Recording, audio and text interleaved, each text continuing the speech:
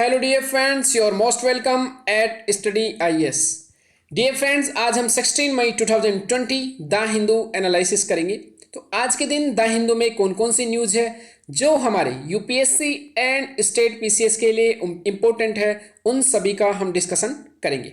तो dear friends, start करने से पहले जो स्टूडेंट्स अनअकैडमी प्लस सब्सक्रिप्शन लेना चाहते हैं और जो सोच रहे हैं वो स्टडी आईएएस कोड यूज कर आप प्लस प्लेटफॉर्म पर एक्स्ट्रा डिस्काउंट का लाभ उठा सकते हो, तो आप ये बेनिफिट लेना ना भूले। डियर फ्रेंड्स, ये सभी सोशल मीडिया प्लेटफॉर्म्स हैं जिनके द्वारा आप जुड़ सकते हो और आपका कोई भी क्वेरी हो रिगार्डिंग प्रिपरेशन संबंधित या फिर अनअकैडमी प्लस सब्सक्रिप्शन से संबंधित, तो आप टेलीग्राम ज्वाइन कर सकते हो, इंस्टाग्राम, फेसबुक एंड ईमेल भी कर सकते हो।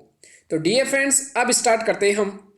उससे पहले हम जो पिछला लेक्चर था उसका एक क्वेश्चन कि इंडिया के जो कॉन्स्टिट्यूशन है, इंडियन कॉन्स्टिट्यूशन में वेलफेयर स्टेट, कल्याणकारी राज्य का आदर्श, तो वेलफेयर स्टेट कहाँ आता है? आप जब पढ़ोगे पॉलिटी में लक्ष्मीकांत, तो वहाँ सीधा लिखा हुआ है यहाँ पर आर्टिकल में राज्य के नीति निर्देशक तत्व, जहाँ पर इसका जिक्र किया गया है डीपीएसपी में कल्याणकारी राज्य, तो वहाँ से आप इस क्वेश्चन को कर लोगे। तो डीपीएसपी का हमने जस्ट ही जो लेबर रिफॉर्म्स है, जो लेबर के कई जो लॉ हैं उनको जैसे सस्पेंड किया गवर्नमेंट्स ने, उसी के कारण हमने डीपीएसपी का थोड़ा सा वहाँ पर कुछ आर्टिकल्स का हमने डिस्कशन किया था। तो यहाँ पर आंसर क्या हो जाएगा? राज्य के नीति निर्देशक तत्व। काफ़ी लोगों ने सही आंसर किया भी, तो थैंक यू। जिन लोगों ने गलत किया, उन्होंने प्रयास किया, उसके लिए उनको भी थैंक यू। अब स्टार्ट करते हैं हम 16 मई 2020। तो हमारी जो फर्स्ट न्यूज रहेगी new law for contract farming. तो देखना आप कैसे गवर्नमेंट हमेशा टाइम के हिसाब से बदलती रहती है। यहां पर मैं क्या कहना चाह रहा हूं, कुछ भी न्यू लॉ नहीं है, जस्ट पैसा दिया है 1.5 लाख करोड़, जबकि new law for contract farming पहले से नया लॉ ला चुकी है गवर्नमेंट। तो बार बार केवल उन्हीं चीज़ों को रिफाइन करना, ये हमारे देश के लॉज की आदत बन चुकी है। तो इसके बारे में भी देखेंगे हम। यहां पेज नंबर 1 पर केवल हमारे लिए इंपॉर्टेंट न्यूज है। पेज नंबर 6 पर यह कोरोना वायरस संबंधित है, कोई काम कहना है। NEET is not student friendly, merit promoting, means merit भी प्रमोट नहीं कर रही है, स्टूडेंट फ्रेंडली भी नहीं है, निट को बंद कर देना चाहिए, इनका कहना है। एक तरह से जब स्टूडेंट फ्रेंडली नहीं है तो इनका क्या कहना है कि ये बेकार है। तो इसके बारे में हम देखेंगे कि सुप्रीम कोर्ट ने इस पर क्या निर्णय दिया था, कि निट सही है। तो जब सुप्रीम कोर्ट ने यस बोला है तो फिर इनकी कोई व्यूज की इंपॉर्टेंस नहीं रह जाती। उस पूरा जो कंप्लीट आर्टिकल है जो पहले लिखा गया था सुप्रीम कोर्ट के डायरेक्शन के आधार पर, उसको हम इस निट के आधार पर, निट से रिलेटेड उसको हम देखेंगे। यहां पर अगेन तमिलनाडु गवर्नमेंट जो लिक्विड बैन था उससे संबंधित पहुंच गई कहां? सुप्रीम कोर्ट में। तो ये भी हमारे लिए इंपॉर्टेंट नहीं। यहां पर जो मैन है ये बोल रहा है कि पेंडेमिक जो है and the challenge of behaviour change. यहां पर एक लास्ट एंड फाइनल जो इंपॉर्टेंट पॉइंट आप याद रखना कि हमने स्वच्छ भारत अभियान चलाया था। स्वच्छ भारत अभियान में हमने 2 काम किए थे। स्वच्छ भारत अभियान में एक था टॉयलेट मेकिंग, जितने भी टॉयलेट थे ये सब बनवाना। सेकेंड बिहेवियर चेंज, क्योंकि घरों में टॉयलेट बनाना काफ़ी नहीं था, लोगों को आदत पड़ी हुई थी बाहर जाना और वहाँ पर कि खुली हवा मिलती है, जो एक थिंकिंग बन चुकी थी कि सोच के लिए बाहर जाना उनको अच्छा लगता था। तो जब तक उनका बिहेवियर चेंज नहीं होगा तब तक गवर्नमेंट यहाँ पर सब्सिडी देकर टॉयलेट्स बनवा रही थी, इसका वैल्यू खत्म हो जाता है। तो बिहेवियरल चेंज मीन्स उनके दिमाग में ये बिठाना कि बाहर जाने से बीमारियाँ होती है, उनको खतरा भी हो सकता है, साथ में एनवायरनमेंट इससे खराब होता है। ये सभी बातें जब बिहेवियर में आएगी तभी जाकर ये पूरा कॉन्सेप्ट बैठेगा। उसी तरह यहाँ पर सोशल डिस्टेंसिंग इतनी आसान नहीं है। सोशल डिस्टेंसिंग बिहेवियर चेंज पर डिपेंड करती है, लोगों को अवेयरनेस पर डिपेंड करती है। इसके साथ इन्होंने कहा है कि ऐसा कर लोगों को बिहेवियर चेंज में ज़्यादा हमको इंक्लूड करना चाहिए। हो सकता है इसके लिए पाठ्यक्रम में भी हम इंक्लूड करें, चीज़ों को बच्चों को समझाएं और उसके द्वारा हम आगे वाले जो फ्यूचर चैलेंज है जहां कभी और बड़ा आउटब्रेक आ सकता है उससे बच सकते हैं। तो केवल इतना सा इसका कंक्लूजन था, उतना सा हमको याद रखना है। How a market turn into A covid hotspot. तो ये चेन्नई से संबंधित है कि एक मार्केट था जो पहले बहुत अच्छा चलता था, कैसे कोविड-19 का हॉटस्पॉट यहाँ बन गया, क्योंकि लोग मार्केट में बहुत ज़्यादा मिलते हैं, यहाँ पर कम्युनिटी ट्रांसमिशन होने का बहुत ज़्यादा चांस रहता है। कम्युनिटी ट्रांसमिशन क्या होता है, जब अगर मार्केट में हजारों लोग एक साथ खड़े हैं, खरीदारी कर रहे हैं किसी भी वस्तुओं की, और बीच में से कोई कोरोना वायरस का एक पर्सन क्या हो गया, यहाँ से गुजर गया, तो कितने लोगों को इन्फेक्ट कर सकता है। इसी के कारण ये क्या बन गया, हॉटस्पॉट। तो याद रखना। पेज नंबर 15 पे हम क्या पढ़ेंगे आज। पेज नंबर 15 पे NBFC permit us to use reserves NBFC to RBI, ये हमारे लिए इंपॉर्टेंट टॉपिक रहेगा। तो एनबीएफसी के बारे में हम पढ़ेंगे। मर्केंडाइज जो एक्सपोर्टेड ड्रॉप ओवर 60%, तो मर्केंडाइज एक्सपोर्ट्स क्या होता है, तो मर्चेंडाइज इसके बारे में हम पढ़ेंगे कि ये क्या होता है। हमारा बीओपी का पार्ट है, तो थोड़ा सा इसको देखेंगे। यहां पर centre borrows another 1 billion from World Bank for कोविड-19 रिलीफ, तो यहां पर सेंटर ने बोरो किया है, तो ये भी बीओपी का पार्ट है, तो थोड़ा सा बीओपी का हम डिस्कशन करेंगे। वैसे हमने कई बार हमारे लेक्चर्स में बीओपी का डिस्कशन कर चुके हैं। यहां पर स्टार्ट करते हैं हम 16 मई 2020। आत्मनिर्भर भारत अभियान एग्रीकल्चर। प्रधानमंत्री मोदी साहब ने अपने भाषण में कहा था कि हम भारत को आत्मनिर्भर बनाना चाहते हैं, उसी के तहत आत्मनिर्भर भारत अभियान चलाया गया है। और उसमें हमने देखा था पहले कि एमएसएमई के लिए एक पैकेज दे दिया, माइग्रेंट वर्कर्स के लिए एक पैकेज ला दिया, अब लाया है एग्रीकल्चर के लिए। तो ये इस टाइप से लेकर आना सिर्फ ये दर्शाता है कि गवर्नमेंट इन क्षेत्रों में ध्यान दे रही है, जबकि इनमें पैसा पहले ही बहुत ज़्यादा जा चुका है। हर सालाना गवर्नमेंट सब्सिडी देती है एग्रीकल्चर में 1 लाख करोड़ से ज़्यादा। यहाँ पर इन्होंने 1.5 लाख करोड़ अगेन दिया है। तो आगे हम देखेंगे यह इकोनॉमिक स्टिमुलस पैकेज, मीन्स जो जीडीपी में जो ग्रोथ रेट कम हुई है, हर क्षेत्र को ऐसा पैसा देकर एग्रीकल्चर की ग्रोथ रेट को कैसे बढ़ाया जाए, हमारे इकोनॉमी की ग्रोथ रेट को कैसे बढ़ाया जाए। यहां इन्होंने फार्मर्स के लिए 1.5 लाख करोड़ का प्रावधान किया है।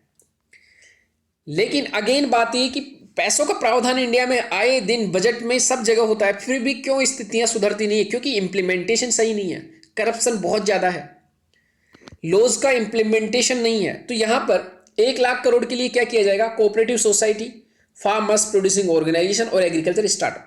कोऑपरेटिव सोसाइटी क्या होती है, जहां पर लोग आपस में मिलकर काम करते हैं, लोगों के द्वारा काम होता है।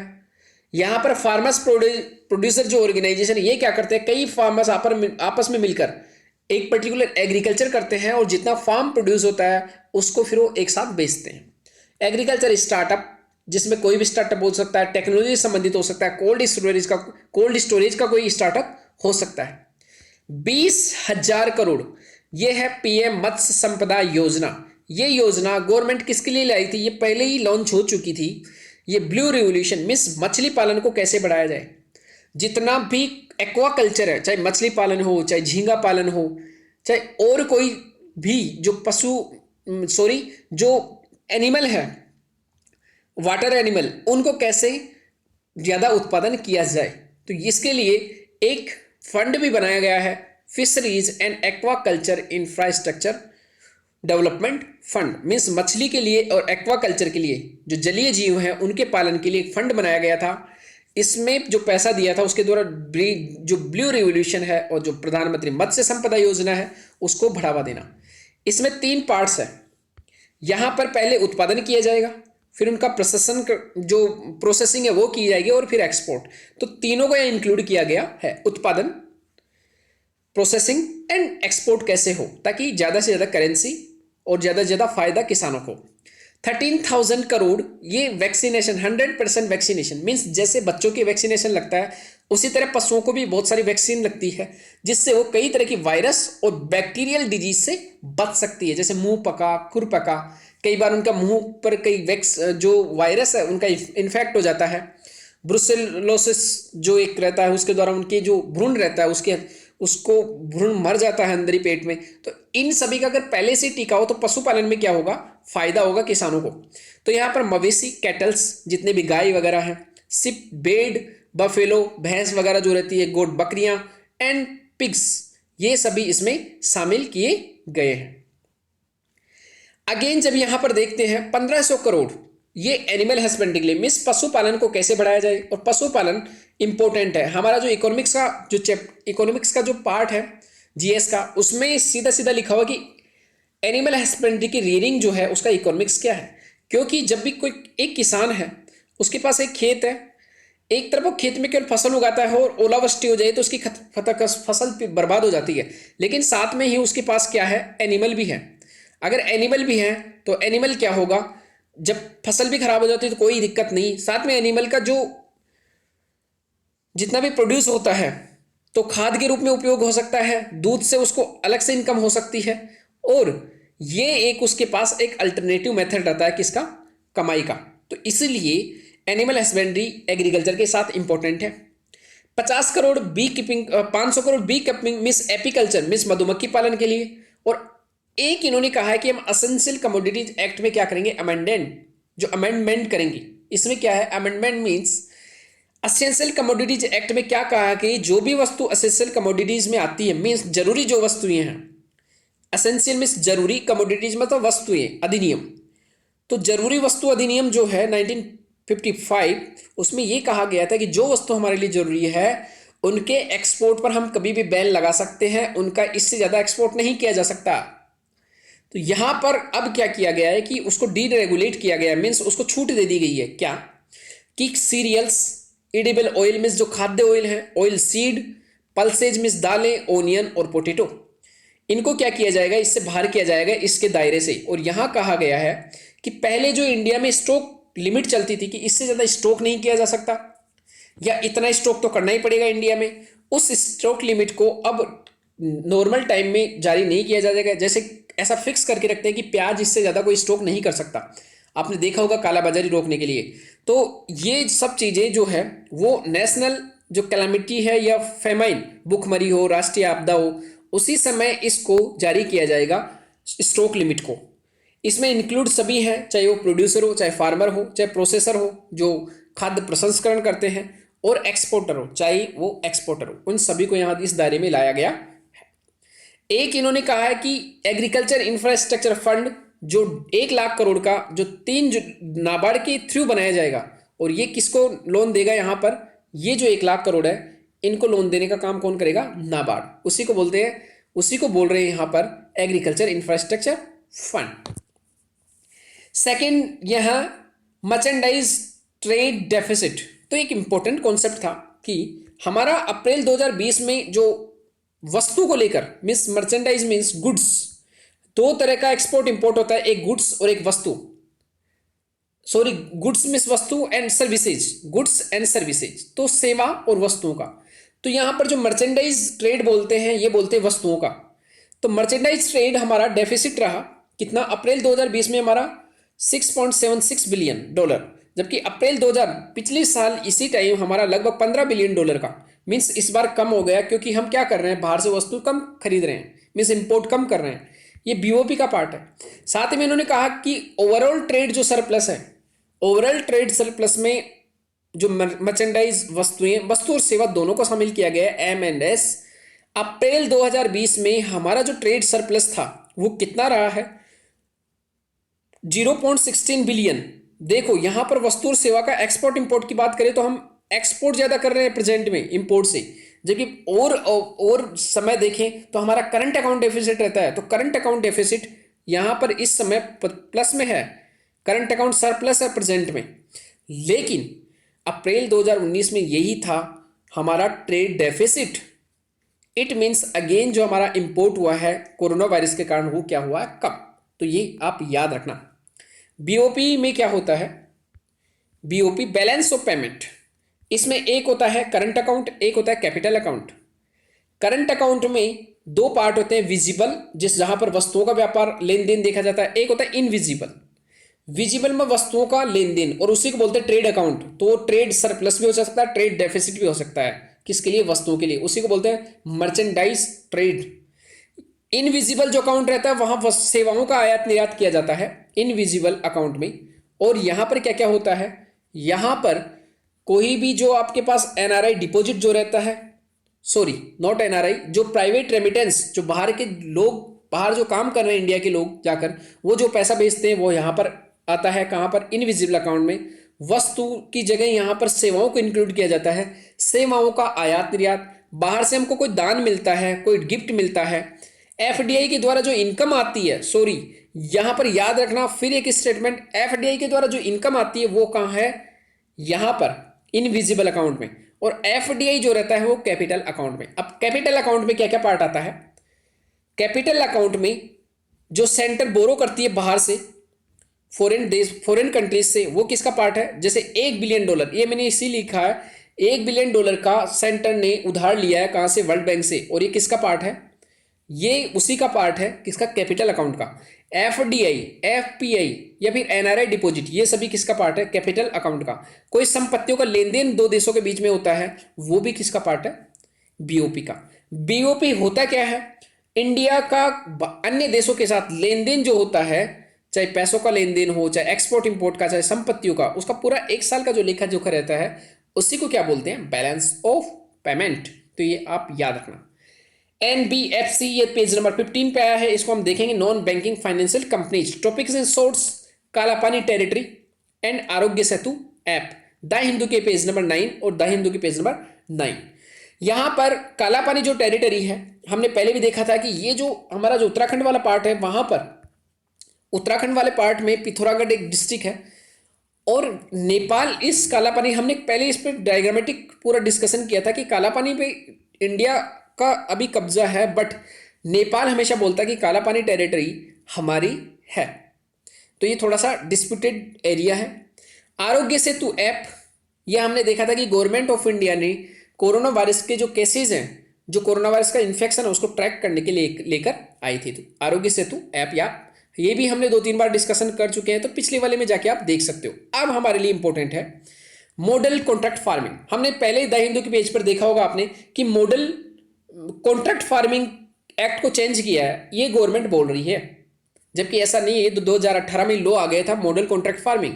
इसमें क्या था, यहां पर एक किसान है, किसान, और एक कोई कंपनी है बड़ी।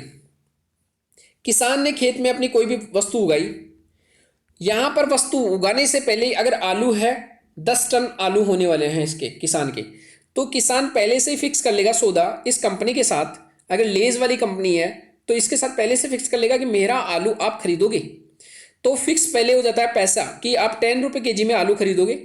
अब किसान को क्या फायदा होगा कि सोचो, आलू उस समय जब सीजन आएगा आलू का, तो उस समय हो सकता है आलू 5 रुपये केजी बिके, या हो सकता है 20 रुपये केजी भी बिक सकता है। तो जब 20 रुपये केजी बिकेगा तो कंपनी को नुकसान होगा कि उसको महंगा मिल रहा है, और जब 5 रुपये केजी बिकेगा तो किसान को नुकसान होगा कि भाव सस्ता हो गया। तो दोनों को ही इसमें लाभ होगा, ना तो इसको महंगा मिलेगा, ना इसका सस्ता बिकेगा। इनके बीच में कॉन्ट्रैक्ट फार्मिंग हो जाएगी कि आपका जितना भी प्रोड्यूस होगा उसको मैं खरीद लूंगा। तो यहां क्या होगा, उत्पादक जो किसान है उससे पूर्व सहमति ही संपूर्ण मात्रा की खरीद सुनिश्चित करना। यहां पर इंक्लूड किस किस को किया गया था इसमें, अनुबंधित फार्मिंग में, कॉन्ट्रैक्ट फार्मिंग में, मत्स्य पालन जो फिशरीज है, पशुपालन जो एनिमल हस्बेंड्री है, डेयरी, पोल्ट्री, हॉर्टिकल्चर, जितना भी आपका फल सब्जियां और फूल, ये हॉर्टिकल्चर में 3 चीजें आती है, फल, फूल और सब्जियां, एग्रीकल्चर साइंस, सभी को इसमें इंक्लूड किया गया था। इसमें और क्या किया गया था कि गांव या पंचायत स्तर पर एक कॉन्ट्रैक्ट फार्मिंग सुविधा समूह बनेगा, means contract farming facilitation group, जो त्वरित और आवश्यक आधारित, मीन्स जो फास्ट डिसीजन ले सकेगा, किससे संबंधित, कॉन्ट्रैक्ट फार्मिंग से संबंधित। जो लोकल लेवल है वहां पर आपने अगर किसी कंपनी के साथ कॉन्ट्रैक्ट फार्मिंग किया है तो आपका रजिस्ट्रेशन होगा, और समझौते की रिकॉर्डिंग कमेटी रहेगी, वो रिकॉर्ड करके रखेगी ताकि अनुबंध कितने हुए बाद में कोई कंपनी बदल ना सके, ना ही किसान बदले। तो ये भी रहेगा, तो ये प्रावधान किया गया था।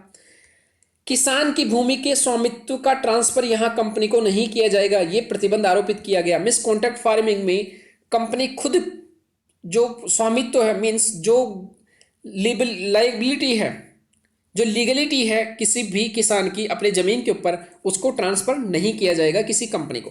किसान की भूमि पर स्थायी ढांचा नहीं बनाया जाएगा, मीन्स कंपनी ने परमानेंट बना लिया 10 साल के लिए, तो ऐसा नहीं होगा। किसान जब तक चाहेगा तब तक ही आप कॉन्ट्रैक्ट फार्मिंग करोगे। कॉन्ट्रैक्ट फार्मिंग एपीएमसी के दायरे से बाहर किया गया है। जनरली क्या होता है, कॉन्ट्रैक्ट जो एपीएमसी एक्ट था, agriculture produce marketing committee act, ये राज्यों के द्वारा लाया गया था। इसमें क्या होता है, अगर ये मंडी है, ये मंडी एग्रीकल्चर, एपीएमसी बोलते हैं इसको, एग्रीकल्चर प्रोड्यूस मार्केटिंग कमेटी, यहां पर किसान की भूमि है, जहाँ पर वो फसल उगाता है, तो किसान की मजबूरी थी कि पहले वो डायरेक्ट किसी को सेल नहीं कर सकता था, पहले उसको एपीएमसी मंडी में जाना पड़ता था, उसके बाद ही वो कुछ वस्तुओं को बेच सकता था। तो ये बड़ी प्रॉब्लम थी। अब इसको एपीएमसी के दायरे से जब बाहर किया गया तो ये कंपनी से डायरेक्ट डील कर लेगा कौन? किसान। तो किसान को इससे बाहर किया गया। एग्रीकल्चर प्रोड्यूस जो होगा उसकी स्टॉक होल्डिंग की सीमा यहां पर नहीं लगेगी। मीन्स कॉन्ट्रैक्ट फार्मिंग से जितना भी आपका उत्पादन होगा उस पर उसको अगर कोई कंपनी खरीदती है और वो स्टॉक होल्डिंग के दायरे में नहीं आएगी, मीन्स वहां कोई मनाही रहेगी। कंपनी बोल सकती है कि मैंने जो कॉन्ट्रैक्ट फार्मिंग से इस पूरी वस्तु को खरीदा इसलिए मेरे पर यह लागू नहीं होगा स्टॉक होल्डिंग का। तमिलनाडु जो राज्य है उसने कॉन्ट्रैक्ट फार्मिंग लॉ बनाने वाला पहला स्टेट था। कॉन्ट्रैक्ट फार्मिंग में खरीदार और उत्पादक के मध्य पहले से ही डिसीजन हो जाता है। यहाँ पर उत्पादक कौन हो सकता है? किसान भी हो सकता है, किसान का संगठन भी हो सकता है, और खरीदार में कोई कंपनी भी हो सकती है, खाद्य प्रसंस्करण इकाई फूड प्रोसेसिंग यूनिट भी हो सकती है। एक इंपॉर्टेंट जो पार्ट है वो याद रखना, एग्रीकल्चर एक स्टेट लिस्ट का पार्ट है, मीन्स राज्य सूची का विषय, जबकि कॉन्ट्रैक्ट फार्मिंग जो है वो समवर्ती सूची का पार्ट है, मीन्स कॉन्करेंट लिस्ट, जिस पर राज्य, सेंटर और स्टेट दोनों लॉ बना सकते हैं। दैट्स वेरी इंपॉर्टेंट पॉइंट, तो ये आप याद रखना। अगेन जो नेक्स्ट हमारा पॉइंट है NBFC, non banking financial company, the Hindu के पेज नंबर 13 पर। एनबीएफसी एक कंपनी है जिसको रजिस्टर करवाया जाता है कंपनीज एक्ट 1956 के तहत। तो ये आप याद रखना। बिजनेस, ये कार्य कौन कौन कौन कर सकता है? लोन देने का, एडवांसेज मतलब किसी को पैसे की जरूरत है तो एडवांस दे देगा, एक्विजिशन ऑफ शेयर, जो गवर्नमेंट शेयर जारी करती है, स्टॉक जारी करती है, बॉन्ड जारी करती है, डिबेंचर, सिक्योरिटीज, इनका भी लेन देन करती है। कौन? एनबीएफसी। एनबीएफसी बैंक में क्या डिफरेंस है? ये यूपीएससी में एक बार क्वेश्चन आ चुका है। तो ये क्या है कि NBFC can accept demand deposit, can not. तो कान डिपॉजिट, डिमांड डिपॉजिट। तो यहां पर हम देखते हैं डिपॉजिट दो प्रकार के होते हैं। एक होता है डिमांड डिपॉजिट, आपने बैंक में आज पैसा जमा कराया, आप कल ही निकाल सकते हो, इसको बोलते हैं डिमांड डिपॉजिट। इसमें दो आते हैं, सेविंग अकाउंट और करंट अकाउंट। ये नहीं खुलवाया जा सकता कहां पर? एनबीएफसी में। समय जमा मीन्स टाइम डिपॉजिट, जहां एफडी बोलते हैं, फिक्स डिपॉजिट, जो लंबे समय के लिए जमा हो, वो एनबीएफसी। ये जो राइट का इशारा मीन्स एक्सेप्ट कर सकती है, क्रॉस का मीन्स नहीं कर सकती। तो ये दोनों आप याद रखना। मीन्स जो डिमांड डिपॉजिट वो नहीं कर सकती, लेकिन टर्म डिपॉजिट का मिनिमम 12 मंथ होना चाहिए, मैक्सिमम 60 मंथ मीन्स 5 साल। चेक जारी नहीं कर सकती एनबीएफसी। और deposit insurance and credit guarantee corporation, deposit insurance facility, इसमें क्या है? एनबीएफसी को अवेलेबल नहीं है। मीन्स आपने अगर पैसा जमा कराया है किसी बैंक में और पैसा आपका डूब जाता है, तो इस कंपनी के द्वारा, जो आरबीआई की एक सहायक कंपनी है, आपको 5 लाख तक का, पहले ये राशि थी 1 लाख, अब इसको 5 लाख कर दी गई है, तो 5 लाख तक का पास पैसा नहीं डूबेगा, 5 लाख तक की गारंटी रहेगी। मीन्स आपके पैसे का इंश्योरेंस है। 5 लाख से ऊपर का पैसा आपको मिल भी सकता है, बैंक दिवाले होने पर ना भी मिले, डूब भी सकता है। एनबीएफसी की मिनिमम जो इंटरेस्ट रेट है वो कौन डिसाइड करता है? आरबीआई। तो आप ये थोड़ा सा ध्यान रखना। निट का case, article 29 supreme court, the Hindu के पेज नंबर पहले पे भी एक बार आ चुका था। ये अप्रैल के महीने में 30 अप्रैल के आसपास ये आर्टिकल। इसमें क्या था? यहां देखते हैं, निट एडमिशन को लेकर national eligibility cum entrance test लगता है, जिसमें ग्रेजुएशन, पीजी, मेडिकल हो या डेंटल, ग्रेजुएशन और पीजी दोनों के लिए एडमिशन होता है मेडिकल कॉलेजेस में, चाहे वो रिलीजियस मेडिकल कॉलेज हो या भाषाई मेडिकल कॉलेज हो, इन सभी में भी। और वो चाहे राज्य से सहायता उनको मिलती हो या राज्य से सहायता नहीं मिलती हो, दोनों माइनॉरिटी कॉलेज हैं, इनमें भी निट के द्वारा क्या होता है? दाखिला, एडमिशन। क्योंकि ट्रांसपेरेंसी और रिकॉग्नाइजेशन ऑफ मेरिट एडमिशन ये इंपॉर्टेंट पार्ट है, और इनके आधार पर रीजनल रेस्ट्रिक्शन लगाया जा सकता है आर्टिकल 30 पर। यहां पर ये याद रखना, ये है आर्टिकल 30, क्योंकि वहीं पर है माइनॉरिटीज के लिए जो इंस्टीट्यूशन है उनका निर्माण कहां किया जा सकता है? आर्टिकल 30। अब यहां पर केस देखते हैं क्या था। CMC Vellore Christian Medical College, उसने कहा कि आर्टिकल 30 हमको जो मिला हुआ है उसका वायलेशन हो रहा है, क्योंकि जो एमसीआई एक्ट है, मेडिकल काउंसिल ऑफ एक्ट का सेक्शन डी 10D, उसमें right to religion of trade and business और right to establish and administration, इन दोनों का क्या किया जा रहा है? उल्लंघन। क्योंकि इन्होंने कहा कि right to minorities to establish and administer educational institution, शिक्षण संस्थाओं को स्थापना और प्रशासन करने का अल्पसंख्यक वर्गों का अधिकार है। क्या क्या अधिकार है आर्टिकल 29-30 में कि राइट टू स्टेबलाइज और एडमिनिस्टर, मीन्स हम स्थापना कर सकते हैं, प्रशासन कर सकते हैं। राज्य आर्थिक सहायता देगा तो उसमें भेदभाव नहीं करेगा हमारे संस्थानों के साथ, और राज्य जब भी माइनॉरिटी इंस्टीट्यूशन की प्रॉपर्टी को लेगा, अधिग्रहित करेगा तो क्षतिपूर्ति देगा। तो हम तो ये काम कर रहे हैं आर्टिकल 30 के तहत। लेकिन सुप्रीम कोर्ट का कार्य का जो डिसीजन था क्या था, मीन्स ये नीट के अंदर एग्जाम लेने के खिलाफ थे, क्योंकि जो क्रिश्चियन मेडिकल कॉलेज हैं ये सभी प्राइवेट माइनॉरिटीज कॉलेज हैं, इनको लाभ मिलता था सीटों को बेचकर, और ये खुद के एग्जाम करवाते थे। इससे प्रॉब्लम क्या होता था कि जब अगर इंडिया में 100 मेडिकल कॉलेज हैं अलग अलग ऐसी, तो 100 एग्जाम्स लेती थी, स्टूडेंट्स का माथा खराब हो जाता था और उनको अलग अलग फॉर्म भरना पड़ता था। कम से कम 20-30 हज़ार रुपये उनका मेडिकल कॉलेज के फॉर्म्स भरने में चले जाते थे। तो ये बड़ी प्रॉब्लम थी। इसकी यूनिफॉर्मिटी लाने के लिए एक ही दिन एग्जाम करने के लिए नीट को लाया गया, और सुप्रीम कोर्ट ने अपने डिसीजन में हाल ही में क्या बोला कि नीट होने से ट्रांसपेरेंसी आएगी, मेरिट को रिकॉग्नाइजेशन मिलेगा, यूनिफॉर्म एंट्रेंस एग्जाम को बढ़ावा मिलेगा। और आर्टिकल 30 आप बोल रहे हो कि आर्टिकल 30 माइनॉरिटीज के लिए है, वो सही है, लेकिन आप वहां ये भी देखो कि वहां रीजनेबल रेस्ट्रिक्शंस लगाए जा सकते हैं, क्योंकि फंडामेंटल राइट्स नॉट एब्सोल्यूट, असीमित नहीं है। तो आप खुद संविधान को देखो, एजुकेशन स्टैंडर्ड को बरकरार रखना और स्टूडेंट और नेशनल इंटरेस्ट में, ये पब्लिक इंटरेस्ट में डिसीजन लिया जा रहा है, क्योंकि इससे क्या होता है जो स्टूडेंट्स हैं उनको प्रॉब्लम होती है। तो डियर फ्रेंड्स, ये सभी क्या था आज हमारा डिस्कशन। अब यहां पर एक लास्ट आपके लिए क्वेश्चन, इसको कमेंट बॉक्स में आप जरूर करना, चाहे गलत हो या सही हो उसका टेंशन नहीं लेना है। मैं फिर बोल रहा हूं कि आपका क्वेश्चन अगर गलत होगा तो वो आपके दिमाग में छप जाता है कि मैंने वो क्वेश्चन गलत किया था, वो आपके लिए परमानेंट हो जाएगा। भारत में कृषि उत्पादों के बाजार को किसके अधीन विनियमित किया जाता है? कृषि उत्पाद के बाजार, फूड प्रोड्यूस के मार्केट को विनियमित रेगुलेट कहाँ किया जाता है? आवश्यक वस्तु अधिनियम, एसेंशियल कमोडिटीज एक्ट 1955, राज्यों द्वारा अधिनियमित APMC, agriculture produce marketing committee अधिनियम एक्ट, ये कृषि उत्पाद फूड प्रोड्यूस श्रेणीकरण एवं चिन्हांकन अधिनियम, यहां पर श्रेणीकरण एवं चिन्हांकन, इसका तो हिंदी भी तो ऐसे ही यूपीएससी की क्वेश्चन है डायरेक्ट। ग्रेडिंग हो सकता है, यहां श्रेणीकरण का मतलब क्या होता है? ग्रेडिंग, तो याद रखना ग्रेडिंग हो सकता है, अधिनियम 1937। आगे से क्या करेंगे, इंग्लिश का वर्जन भी रखेंगे। खाद्य उत्पाद आदेश means food order, food produce order 1956, मांस एंड खाद्य उत्पाद आदेश 1973।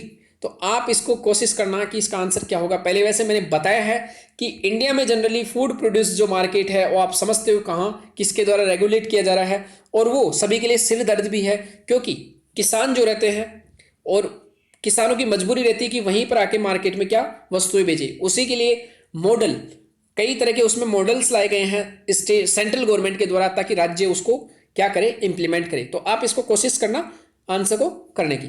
तो my dear friends, thank you very much for today's The Hindu analysis.